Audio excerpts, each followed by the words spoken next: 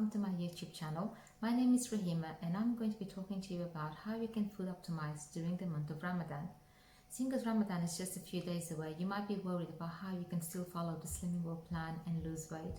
Let me reassure you that you absolutely can. I've been a Slimming World consultant for almost 6 years, and I was a member before that for a couple of years, and I successfully food optimized during the month of Ramadan, so I can reassure you that you'd also be able to do so. So if you know about the Slimming World plan, it's just 3 simple steps. Your step 1 is called your free foods. Those free foods are unlimited. You can have as much of it as you want without weighing or measuring a single thing. So most of the foods you should be eating should be coming from the free foods list. So these are things like lean meat and poultry, lentils, grains, pasta, rice. So those kind of foods are all free as long as they're cooked without any fat or oil. Also within those free foods, you know about your speed foods. Now speed foods are important to boost your weight loss. Make sure that whenever you're having your meal, you have at least 1/3 of your plate full of speed foods. So that's going to boost your weight loss. And also remember protein-rich foods, because protein-rich foods, they really help you to keep you feeling fuller for longer. And especially for Ramadan, you want to make sure that your foods that you're eating are high in protein, so that you don't feel so hungry throughout the day. You've got your step 2 of the plan, which is your weighed and measured healthy extras. So you get the choice A and the choice B a day. Choice A is for calcium rich foods, so things like milk and cheese. Every day you decide what it is that you want to choose from that list, and you stick with that. And then you also get choice B, which is for fiber. So things like bread, wholemeal bread. You've got things like cereal that are high in fiber, such as porridge oats, Weetabix, all bran, or even nuts and seeds. So you go through the list and you choose one option from the B choice. So you have all your unlimited free foods, you choose your 2 healthy extras, 2 from the A choice and 1 from the B choice. And then your step 3 of the plan is choosing your sins. Now sins are limited. You need to make sure you stick to your daily allowance. A lot of people are between the 5 to 15 sins allowance, unless your consultant has told you otherwise. And you can find all your sin values at the back of your food optimizing book, or even on the Slimming World app if you're a Slimming World member. Just to make sure that you stick to your daily allowance every day. Now, as Ramadan's approaching, it's really important that if your goal is to lose weight, that you stick to a plan. When I used to be a Slimming World consultant, I always used to talk about the strategies we could use during the month of Ramadan. And we used to talk about 3 strategies. So strategy 1 was to make sure that you follow the plan 100%. You do not cheat, because you only cheat yourself if you're cheating. Make sure you follow the plan as per the book.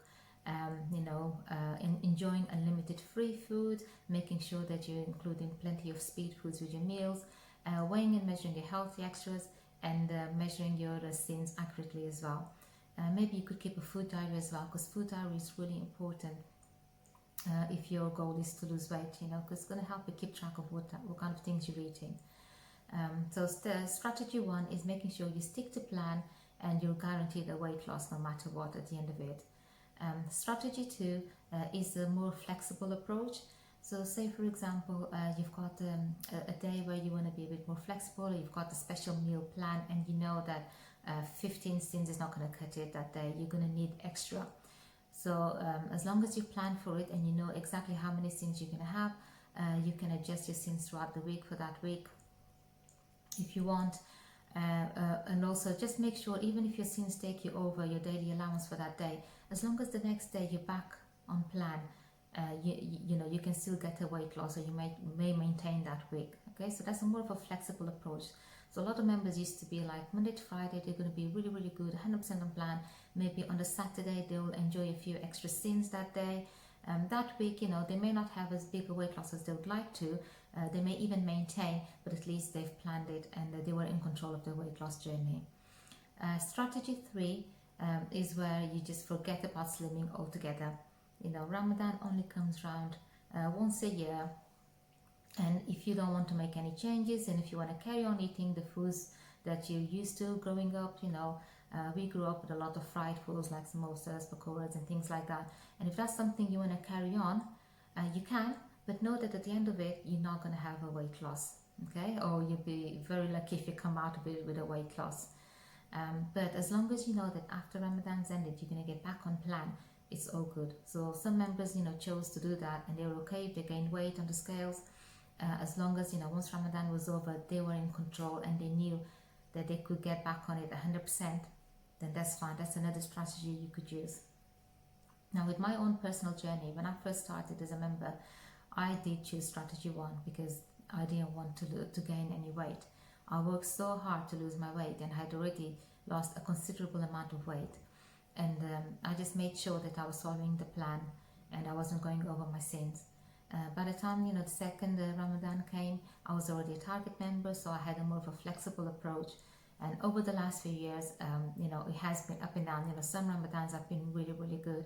Others have been a bit more flexible.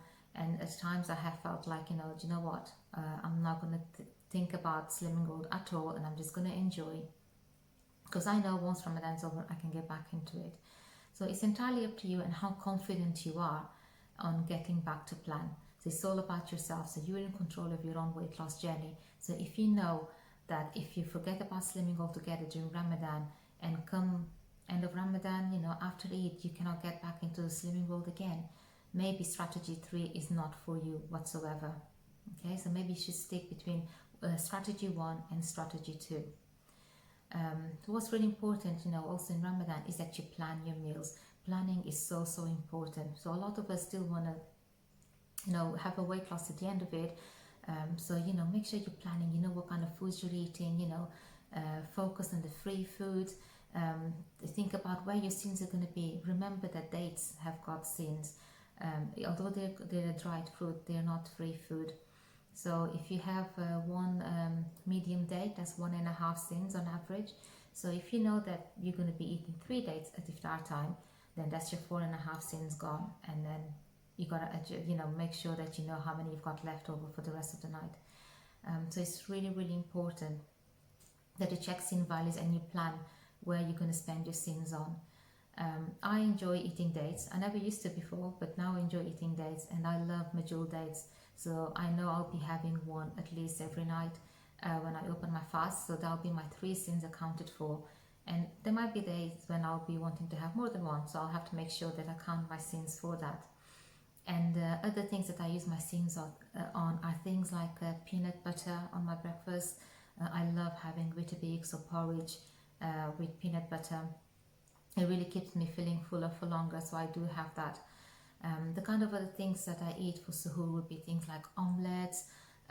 Omelets are great. Overnight oats as well, so you could prepare that at iftar time. So in the morning for suhoor, it's all ready. So it's just basically a fat-free natural yogurt, porridge oats, mix it together with plenty of fruit. You can use either fresh or frozen fruit, which will defrost by the time you get around to eating it.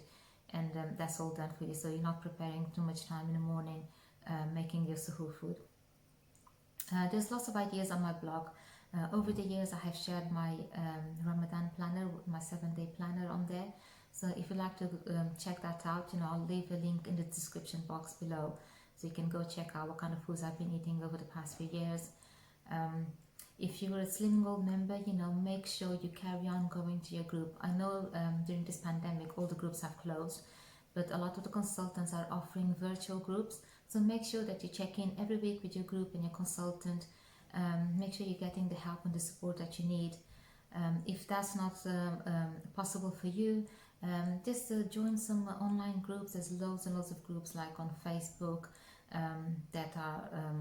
that help you with with Slimming World, and I'm going to give you some ideas. Instagram is also another great source of ideas for meals as well. So if you're on any social media, go check them out. I haven't prepared my meal planner for this Ramadan yet, but I'm hoping to do so in the next few days.